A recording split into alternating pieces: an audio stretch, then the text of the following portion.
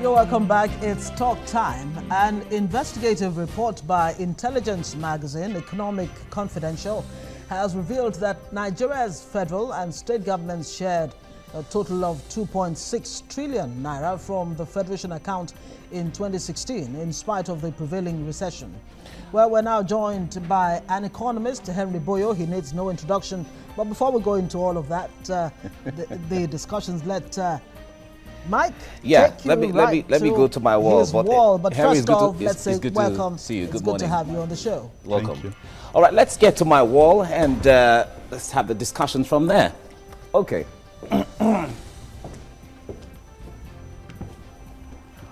All right. Now, in the report we talked about, released by the Economic Confidential, Lagos State received the highest gross allocation with a total sum of 178 billion naira for the year within the 2016 year calendar. And then Akwa Ibom State got 150 billion naira, and Delta State got 126 billion naira, and Kano State 111. Yeah, Kano State there, Delta State, River State, Cross River State, Lagos State, and that's from the 2.6 trillion naira. Now, these 5 states got a quarter. That's about 25% of the total allocation for states and local government councils. Now, let's get to, that's the highest point. Let's get to the lowest point in here. All right.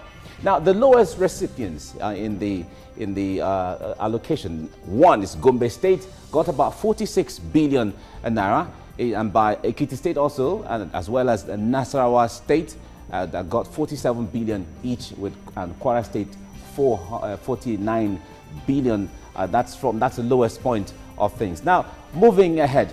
Now, factors that influence allocations to states and local government councils from the Federation account include population. We just talked about population in here. We talked about derivation, landmass, the terrain, revenue efforts, school enrollment, health facility. Now, these are some of the water supply. These are some of the factors that determine how much money is allocated to this state or the other states, and so on. Getting along. Now, before the federal government officially declared that Nigeria was in a recession in 2016, remember the time the Minister of Finance came to say that Nigeria is technically, she used the word technically in recession, but there were the news abound that Nigeria was in recession even before she came out with that. 17 states were reportedly able to meet up with recurrent needs, but according to a report by budget.com, only 3 states can now meet recurrent obligations. The report showed that only Lagos, Rivers, and Enugu states are the ones that can fulfill obligations to workers presently. Now, others have fallen short one way or the other, owing salaries between 2, 3, 4, 5, 6, 7 months, depending on which one we're talking about. Now, Zamfara State, Gombe State, Edo State, Kebbi State, Ebonyi State, Niger, Katsina State, and Anambra States fare very, if you have to weigh them on the scale, they had shortfalls in all of that. Then, if we move on, Delta State, Lagos, and Akwa Ibom are the states with the highest domestic debts. And an analysis of states' external debt profile showed that Lagos, Kano, and Edo are the top of the table, with Yobe, Borno, and Taraba occupying the bottom spots. Now, moving on, the National Bureau of Statistics said that Nigeria is in its worst economic recession in 29 years. But let's take a look at how some states have been coping with the recession. Now, Anambra State has been depending largely on its internally generated revenues, estimated at 1.2 billion naira monthly and over 15 billion annually, now for survival. The state also relies on domestic borrowing. Now, if we move ahead from Anambra State now to, for Oyo State, it's the slashing of salaries and arrears of political appointees by 50%, as well as blockage of tax leakages as the state government continues to explore other avenues of boosting its internally generated revenue. Adamawa State, Kano, Kaduna, Abia, and Bauchi are some other states that have also followed the path of Oyo State, looking for ways to cope with the circumstances during the recession. Now, for Jigawa and Yobe State, it's the cutting down of costs of governance. It's their own strategy of being at the forefront of living by example and ensuring that they cope with the circumstances too. Now, if we leave Jigawa and Yobe State, what Lagos, Ogun and Enugu State have been able to stay afloat depending on their IGR. Now, in this regard, Lagos State has been a shining example, and its IGR surpasses its FAAC federal allocation for 2016. Lagos State generated more IGR than 32 states combined, including Rivers, Delta and Ogun State, whose IGRs are very impressive.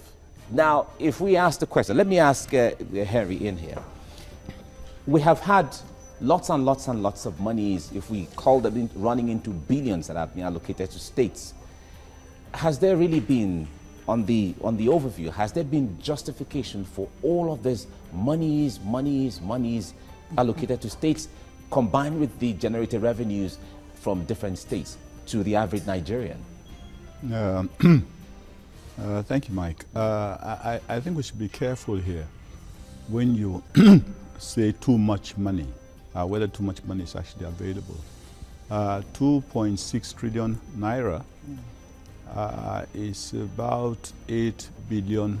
$8 billion. No, I was even saying so much money. $8 billion. Okay. I mean, for almost 200 million people. I think it's not even modest. It's unfortunately, how would I say it, inadequate But having said so, we shouldn't continue to promote the expectation that a federation should compose of states that go begging for money from the center. I think that really is the issue. Because for a very long time, most states forgot that there is a possibility of collecting tax from their people.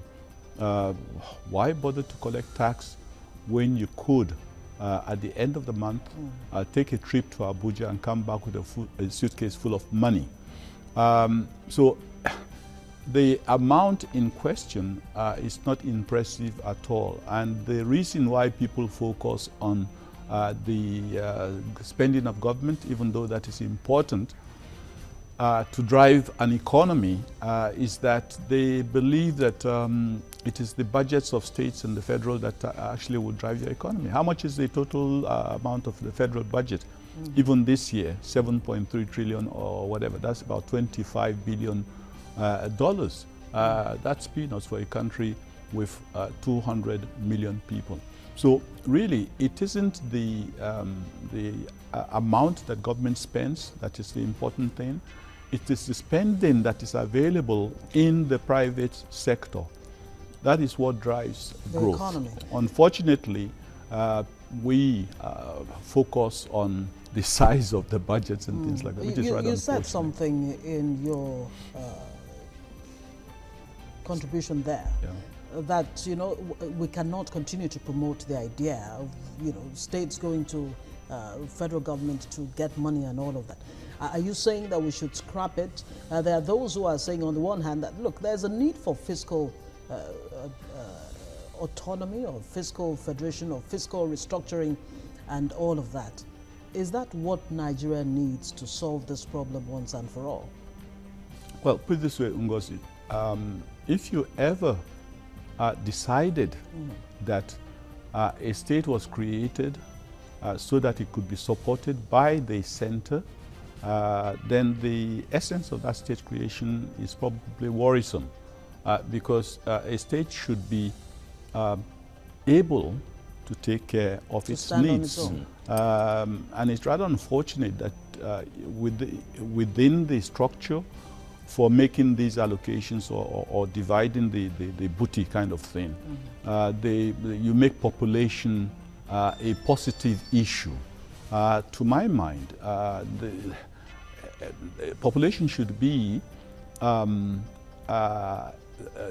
requirement for you to make a contribution to the center. In other words, the larger your population, the greater is the responsibility of the federal to you. So you should be making a contribution to the federal, a greater contribution than expecting that because you have a huge population, then of course you're encouraging people to just procreate, they call it, or just irreverently. So I would suggest that, like you rightly say, fiscal federalism or whatever name it's called, I think that should be the path of sanity, because you don't create a state and say, I'll create you and you get money, and people start thinking that the only way that a state can survive is by going to the federal government and then taking money every month. And of course, we all know the practices that are associated with having to, in a federal setup, the states are not truly subservient, shouldn't really be subservient to the federal. They are co-partners rather than... they shouldn't be, but they are. At the moment, yes, they are. All right. Now, before I go to my wall back again, I still have some analysis in there. Now, one of the many interviews granted by the finance minister, she explained how Nigeria has been grappling to survive the harsh times. Let's play that interview for you. 2005, we were given debt forgiveness, and that was a very exciting time for Nigerians, and we were all very excited. What's happened in that last 10 years is actually, on average, our compound GDP has been negative. We've been growing in the wrong direction. At the same time, we've increased our debt levels. We've actually gone back up. We now owe as much as we owed before debt forgiveness. So what this administration is trying to do is move the economy in a different direction. In order to do that, we have to address certain things. One, we have been borrowing to pay salaries for years. That has to stop. We spend 165 billion every month on salaries. When I came in, there was no checking. Now we've put that in place. On a monthly basis, there's a unit, they do nothing else than checking salaries, checking who's getting paid, checking everything, and they're catching people out, and we're going to continue, and people will be prosecuted. So we're keeping down our recurrent expenditure so that we have enough money for capital investment. Nigeria needs to look at this oil price that went from 110, we have nothing to show for it. Name one major project the federal government has done in the last 5 years. Nothing. So when we make people accountable for every naira, this economy can change. But I want to assure you that if we can just endure these difficult times, in a year's time it's a different economy. Right now, despite all our challenges, people are coming into the Ministry of Finance, they want to do deals. They want to open factories. Someone came the other day, I want to open an airline. They see the opportunities in Nigeria. I want Nigerians now to look in. What is in your village? What is in your hometown? What can be done? Because this is the opportunity to really reposition and grow this economy. And if you look at all the fundamentals, it's all there, it's all positive. Even those who have negative things to say about us, so well, in the short term, we think you're going to have chance, they all agree that the outlook for Nigeria in the long term, if we continue with this disciplined way of working, is positive. Very All right, interesting. like when she said we have to look inwards, but it's part of what we're talking about. Looking inwards has to do with IGR, in fact, a part of it when it comes to generating resources or generating funds for developmental projects. But is the government engaging the people enough to ensure that they look inwards for us to be able to be self-sufficient or self-dependent? You see, looking inwards entails or suggests that people would patronize locally made output. But in reality, it's not usually a matter of sentiment. It's more a matter of need and circumstances. When you say that we should rely on local sources, you see, local sources cannot be driven or cannot be energized, or the capacity of local sources cannot be exploited without fundamental pillars which would normally support such expansion. But Adeosun says the fundamentals are positive. I think she's probably misadvised or misguided, because the fundamentals that drive any economy successfully everywhere are the fundamentals of inflation, cost of funds, and exchange rate. I don't think you could look me in the face and tell me that those fundamentals are positive. But I can understand that the lie has been sustained because of the belief that it is government revenue or government spending that will drive the economy. As I said, The total amount of spending in this particular year is just about 7.6 trillion, which is about, as I say, $8 billion or thereabouts. Yeah. But in reality, in order to drive the economy, economy that's supposed to be as big as, it used to be 510, then it became 410, now it's about $350 billion or thereabouts.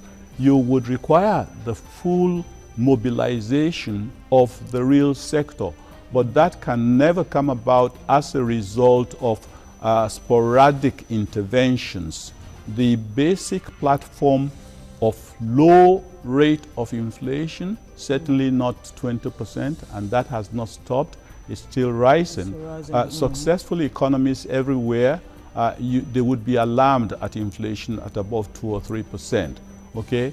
Successful economies elsewhere would be alarmed if the monetary policy rate or the central bank rate of that country, which drives the cost of funds to the real sector, is as high as, how much is it now? 14% or thereabouts. Any country that has these indices and then proclaims that we are going to diversify our economy, we are going to do internally generated revenue apart from just taxing the people. Okay, so let's come back to allocation before Mike goes back to his wall. From 2.01 trillion, FAAC disbursed in 2016. Of course, it went down by 30%, and it looks like it may go down again.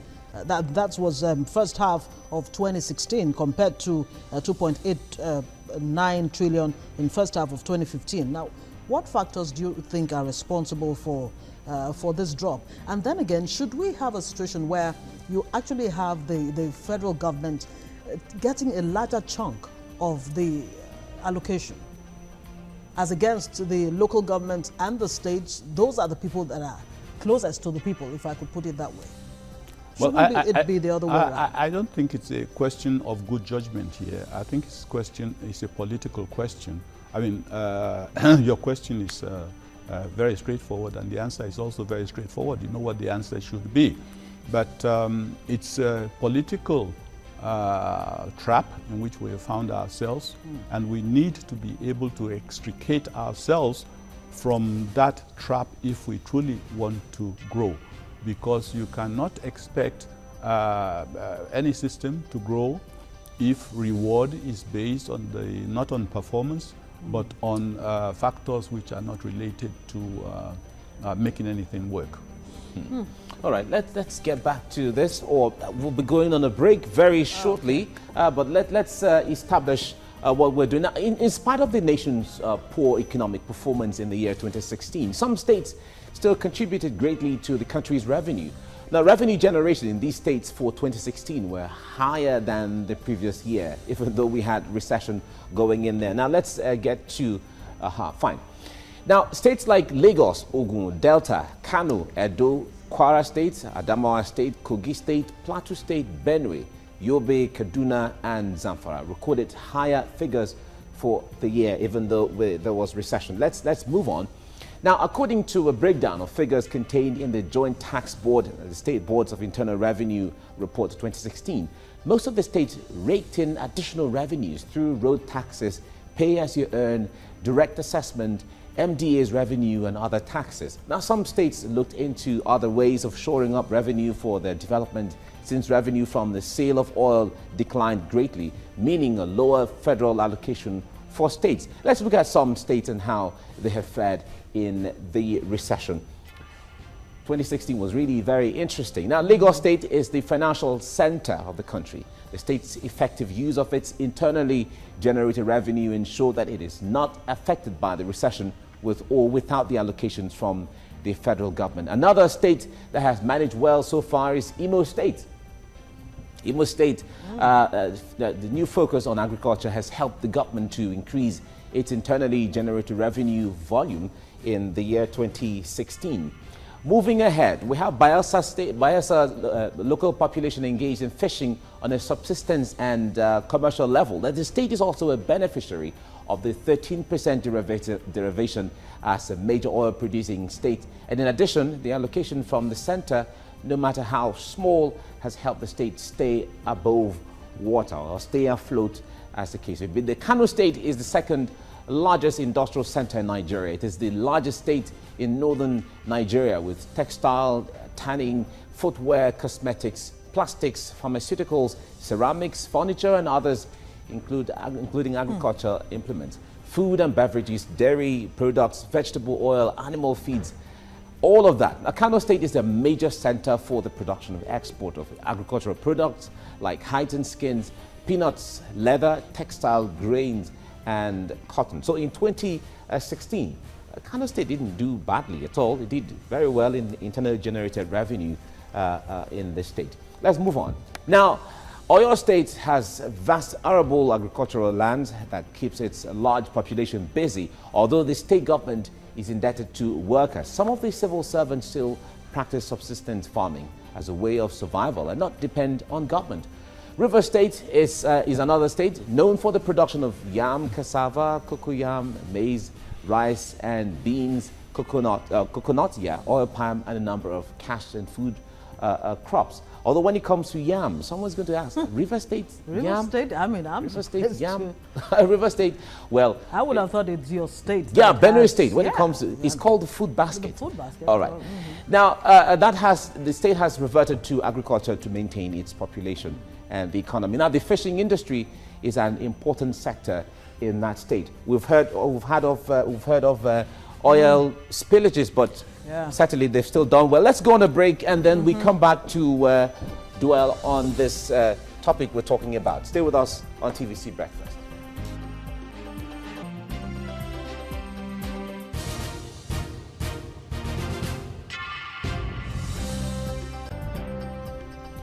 Right, you're welcome back. It's TVC Breakfast, and we're looking at the 2016 FAAC report. And FAAC, of course, would be the Federation Account and Allocation Committee. Federal account.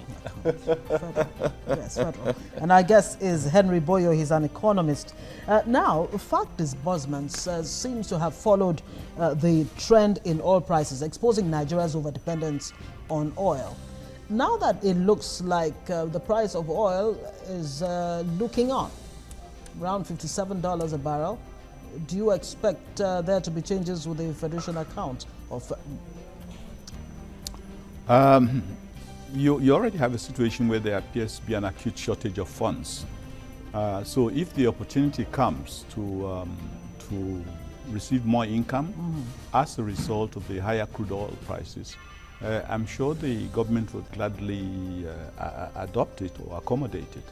But that is not the only way the government could expand their spending. The chances are, with the very wide gap between the official and the black market rate, the chances are the Naira would see further devaluation sooner than later. And that would mean that for every dollar earned of that $50 or $60 per barrel, government might get maybe 33% more. So in literal terms, you can say that there would really be an expansion in spending. But is that real? Because what you would have is maybe bloated sums of money that buy or do very little, because money has lost value. A situation where the main problem in the country with the management of the economy is the unusual challenge, I should say, of surplus money or too much money at a time that the real sector says, look, we don't have enough money to do business. At a time that the real sector, manufacturers, keep crying for lower interest rates, sensible interest rates of 6–7% across the board, not intervention funds. But you've consistently, sorry to break you, you've consistently said there's too much money in circulation, and government cannot adopt this attitude of let's continue to pour more money or spend our way out of recession. But the ordinary Nigerian on the street continues to say, look, there's no money. So where is all the money that you say is everywhere? That is the question I ask, and I think the evidence, of course, of the embarrassment caused by the problem of too much money is when you announce regularly. Already, I'm sure this past 5 weeks of this new year, you would have extolled the virtues of CBN's mopping up of over 1 trillion naira of surplus funds. What do you think it means to mop up excess liquidity? It means to take out surplus funds from the system, because if you leave the surplus funds there, it will instigate increasing rate of inflation. So the question is, how did the surplus funds get there in the first place? And this is the question that everybody shies away from. But you know what? The reality is that the issue of surplus funds is fundamental to our problems. Don't ask me how anything that is surplus becomes expensive. You don't find that tomato becomes more expensive when it is everywhere in the market. But surprisingly, the naira commodity is a very different ball game. You find that it becomes more expensive the more surplus it becomes in the market. Define all the laws of economics. So you have a situation where naira is continuously in surplus. The central bank is so embarrassed by the surplus that it has to pay up to 15% in order to take it away from the hands of the banks. Don't tell me what work central bank does to earn the 15% that it used to pay interest ultimately. It either recycles the money it took in the first place or prints some more money. And that would only instigate or further fuel the liquidity situation. But no big deal. The central bank will go there once more and mop up another 1 trillion. And Ngozi would announce at the news at 10 or whatever and say the central bank is helping the banks to control or manage their liquidity. But you are killing yourself by making such announcements. So in reality, you find that it's almost inappropriate to keep talking about sizes of money. You recall at one time they said our total GDP was 510 billion. Then overnight, just by a stroke of a pen, it became 350 or something. And the chances are you probably fall to below 300 and towards 200 and something. Okay, so now you have a federal government. So long as the naira exchange rate. You have a federal government that said to the states, I think last year, that look, you cannot continue to depend on the FG to give you these handouts. It's time for you to begin to look inwards. Now, with what you've observed so far, looking at all the states, yes, we keep praising Lagos, but some would actually say, look, it would be unfair to place Lagos on the same pedestal as other states. You have a 20-something million population and still counting. How do you compare that with other states? Now, do you see other states actually trying to step up to the plate to ensure that, look, we don't have to rely on the FG for allocations every month? Or well, I'm sure the states all recognize this. It would be totally inappropriate to expect that with the challenges, no state recognizes that they have to look internally. But the truth, of course, is their efforts and the possibility of success is very, very severely challenged by the structure that drives every economy. If you keep telling states, generate your internal revenue, create industries, do this and do that, industries don't exist on thin air.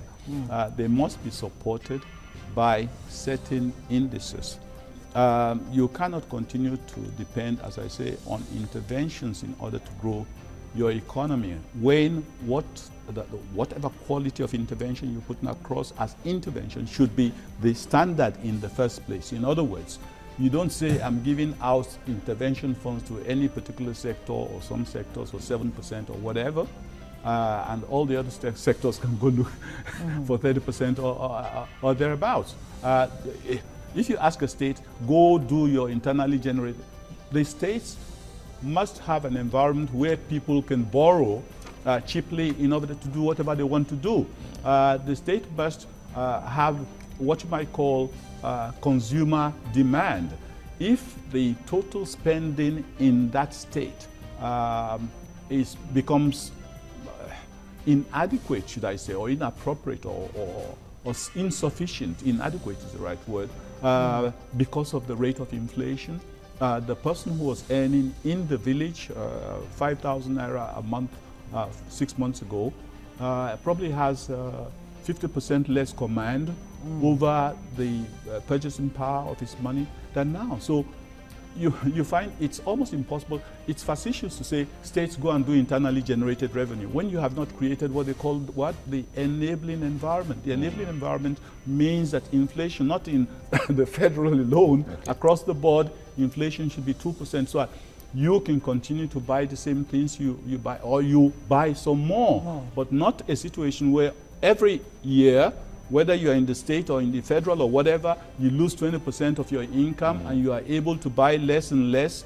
whether at the center or the state. When that happens, it means industries don't have anything to produce, because if there's nobody to buy, because they have less money. Exactly. And of course, if inflation is also traveling at 18 to 20%, you cannot expect the cost of funds to come down, because I wouldn't borrow 1 million naira from you at 20%, at 10%, for example, and give you 1,100,000 at the end of the year. If inflation is traveling at 20%, I really would be giving you just 90,000 naira. You would have lost some money. Consequently, you find that when some people, including I've heard even the finance minister say, we should ignore inflation for the moment and bring down the cost of funds. The central bank should bring down the cost of funds. And I'm totally alarmed. You know, you cannot be talking of bringing down the cost of funds without bringing down inflation. Because why should I lend you money below the inflation rate? So when educated, intelligent, well-schooled people make this kind of statements, you really wonder, are these the people leading us? Because you cannot be talking of bringing down cost of funds without bringing down inflation. So when you say all the states should do internally generated revenue, and you haven't provided the overarching enabling environment, you can say that from here till doomsday, nothing will change. Okay, we'll come back to this. Let's go on a break, and we come to dwell more on this topic we're talking about right now. Stay with us on TVC Breakfast.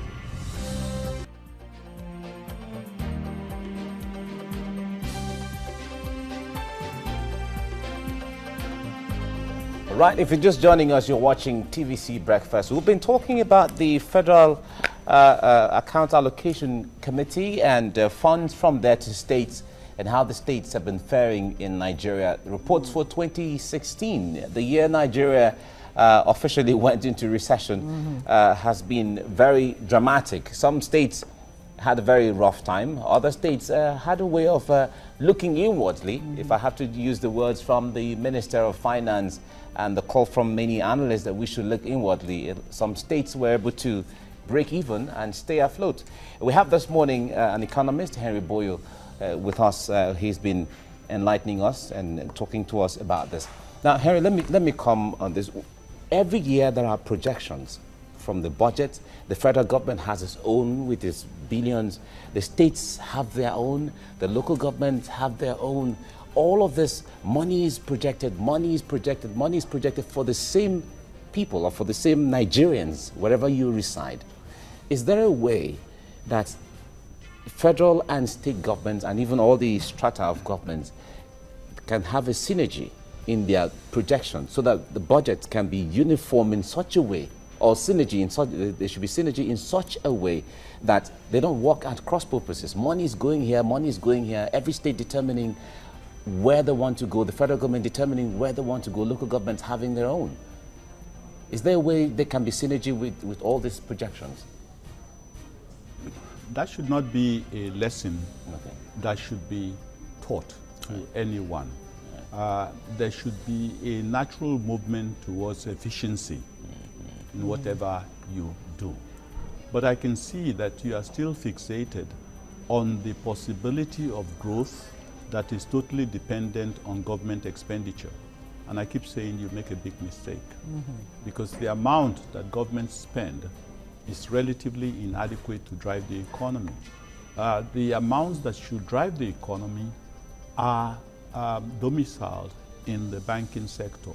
There are trillions and trillions of naira that should be made available for development in the real sector. Because as I say, 7 trillion naira and then another 4 trillion for altogether. I mean, that's nothing for a country of this magnitude if we are looking to grow our gross domestic product and give better life to our people and increase employment as well.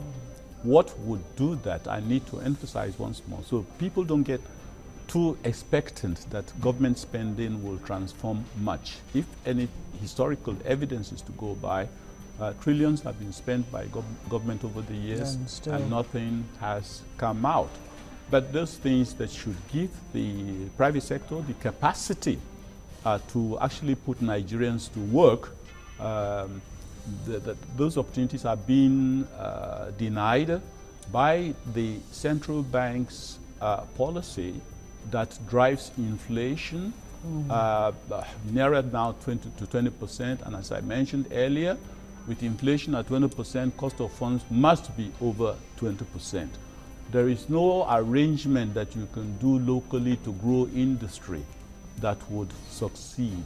At least you can never be internationally competitive because the goods you are competing with are coming from countries where 5% interest rate prevails, and they don't have the kind of power problems, challenges we have here. And the government truly supports industrialization and diversification of those economies.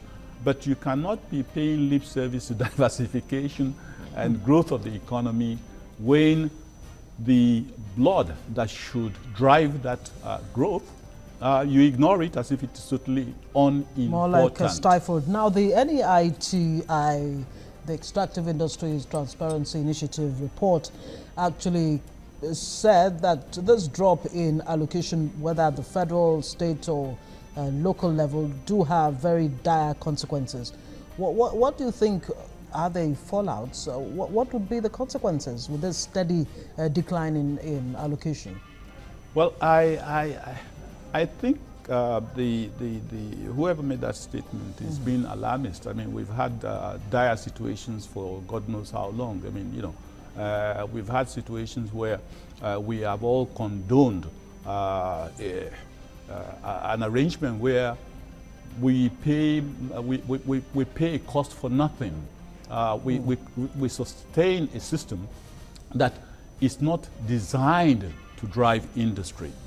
A situation, see, the banks are supposed to provide the money, and because of that, the government gives them the authority to create money. The banks have the authority to create money through the instrument of the cash reserve requirement. If a bank has 1 naira and cash reserve requirement is just about 10%, it means the bank can still lend out 10 naira, even though it has only 1 naira, because the cash reserve requirement is only 1%, it's only 10%. So if you have a situation where the banks are making 500 or 600 billion naira for doing absolutely nothing, absolutely, you can quote me on that, absolutely nothing, but just giving back government money. That is the greatest fraud that there is. They are keeping your eyes off the ball. Where, look, let anybody come out and say confidently that what I'm saying is untrue. So what should we be focusing on? I mean, you have the banks who are saying that they're actually playing their own role, but government is not doing its own. They are being facetious. Both the government and the banks are in collusion, because I say that with all confidence because it is totally inappropriate to suggest that the government does not see that it makes absolute nonsense for you to give the bank 600 billion naira in income annually for borrowing money that government is going to sterilize. Hello? And how can we sustain that kind of arrangement? Already in this particular year, 2017, new year, within 5 weeks, the problem of surplus naira has become so critical that the central bank has already mobbed out 1 trillion naira at rates of as high as 15%. And why would the banks want to look at any real sector? The 3 tiers of government have shared about 400 billion or so. Or thereabouts. Meanwhile, the real sector is saying, look, We need money to produce, and we need the cost of funds to also be cheap. But so long as inflation is running at 20%, cost of funds can never come down. So they hide under the camouflage of we are helping you by giving you interventions. How many interventions will you give? And if you continue to give interventions, you expect that after some time, the people or the sector you're giving should be able to survive. But how can the sector survive after you take out the intervention? Because they have to go back to the real market. Well, that's a big one there. But here we are, 2017, looking into the year. A lot of projections are that 2017 will be a year of some level of recovery, economic recovery. Deception. Wow. It must be. Look, this is not prophecy or anything. Don't you understand? If inflation is going at 20%, cost of funds is at 30-something% or thereabouts, and somebody said, and your exchange rate is likely to fall some more, and somebody said we are going to get growth, you say, my friend, are you coming from Mars or something like that? Because those indices don't lead to growth. Simple. I mean, so what leads to growth? I mean, you have people who, some analysts will tell you, look, China, for example, inflation is almost through the roof, if I did get it what correctly. Rate of inflation is that? Exactly. Then don't say you don't know. So, but it's attractive enough for foreign direct investments and all of that. Everybody's going to China. They want to manufacture there and then take it out to other parts of the world. So what is China, for example, doing right? China is doing those same things that successful economies everywhere do. They try to make sure that they protect the social welfare of their people by ensuring that the little income you are getting does not lose value as much as 20% annually, so that every 5 years, if your income is not increasing, you would not be able to buy a loaf of bread with your salary. So China is doing that and ensuring that inflation is kept. There's no successful economy anywhere where inflation is over 5 or 6%. Absolutely nowhere. We're talking of 20%. And China is also not giving, loans are not available to industry in China at 25 or 26%. Yeah. Okay? So these are the realities. This is not magic or anything. These are basics. If you don't have these fundamentals in place, no fiscal policy will save you. This is the reality, because the fiscal amount is a minuscule of what is required to drive an economy of $510 billion or more. But the banks who have the mandate to drive the economy, and for which purpose they have been given the mandate to create money and give out credit, you've given them the mandate, they are creating credit, but guess who is borrowing? The government. They're borrowing all the money back. And not borrowing to pay salaries? No. Especially at the state level? In the case of the central bank, which is really the critical issue here, they are borrowing to sterilize money. And they are paying the banks 15%. I want us to understand this. They are paying the banks stand to earn 600 billion naira or more this year for central bank just borrowing money that central bank is not going to use for anything but going to sterilize because they don't want inflation to go beyond 20%. This is absolute madness. So where we are now, what strategy, what particular strategy should the government put in place for the year 2017? Look, if something is bothering you, you find out what is the cause of that thing. Okay, you have found that the origin of the dislocation is possibly inflation. Okay, if inflation is brought to 2%, as happens in successful economies everywhere, cost of funds will fall to 5%. Naturally, you won't be talking of sectoral interventions of 5, 6, 7%. Okay. This is not magic again. This is what happens in successful economies everywhere. So if you have a situation where you are able to bring down inflation to 2% or thereabouts, and you cannot bring inflation down to 2% so long as CBN continues to consciously suffocate the naira with excess liquidity and also makes it possible for the banks to create more money by reducing the cash reserve requirement. Look, if the central bank is truly serious about mopping up excess liquidity at no cost to anyone in this country, they could increase the cash reserve requirement to 75% or 80%. Immediately, the liquidity will dry up. They won't have to borrow. If they don't borrow, the banks will have to go look for the real sector to lend to. And the real sector is at the local level. The real sector is at both the federal and local level.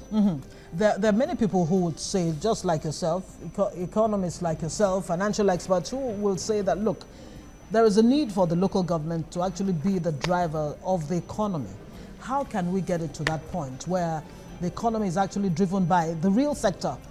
Like I said, the local level. You see, you are confusing something here. Okay, the local government, yes, should be the driver of local affairs, but it doesn't necessarily drive the local economy. What drives the local economy are those factors that I have enumerated. Okay, basically, the local government, how much are you getting? The money doesn't even reach them. And even when it reaches them, the requirements are so. Why we say we are short of funds, and we are still committing ourselves to making heavy expenditures in areas of infrastructure and borrowing in order to be able to do so. Why don't we concession these things? And it costs us nothing. Within 5 years, the things will be working. You are collecting taxes. But if you go that straightforward route, there will be no room for chop. That is the bottom line. Henry Boyo, thank you very much for spending your morning with us. I like the last one. If you go that straight road, there will be no room for chop. Chop. Okay. Thank you very much for coming. Thank you. Thank you so much. All right. We have talked about two major things, or two basic things this morning, talking about the population census at first, and then federal allocations this morning. And Henry Boyo was here this morning taking us through the steps that need to be taken. Certainly, we look forward to the government doing something for the people and the real sector taking the drive on. Well, this is where we come to the end of today's edition of the program. I am Mike Okwache. And I'm Ngozi Ali. Will keep a date with us tomorrow.